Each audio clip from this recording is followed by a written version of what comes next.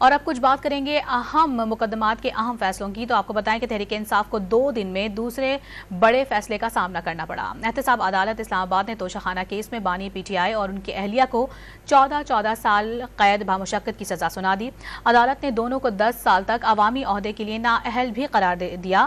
مجموعی طور پر 1 ارب 57 کروڑ روپے جرمانہ بھی ان پر عائد کیا گیا۔ سابق وزیر اعظم حاضری لگا کر واپس چلے گئے، غیر حاضری میں سزا سنائی گئی۔ بشرا بی بی نے اڈیالہ جیل پہنچ کر گرفتاری دے دی۔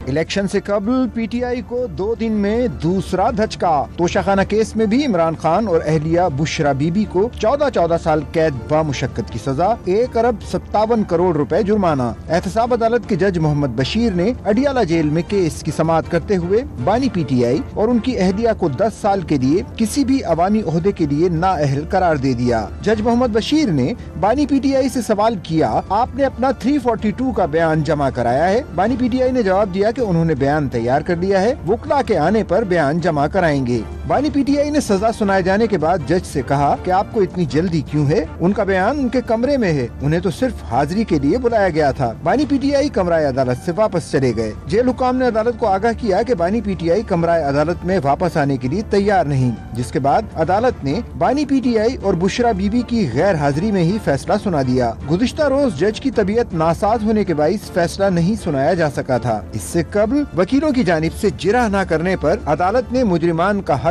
جرح ختم کر دیا تھا۔ توشہ خانہ ریفرنس میں عدالت کی جانب سے سزا سنائے جانے کے بعد بانی پی ٹی آئی کی اہلیہ بشرا بی بی گرفتاری دینے خود اڈیالہ جیل پہنچ گئیں، جہاں نیب ٹیم پہلے سے ہی جیل میں موجود تھی۔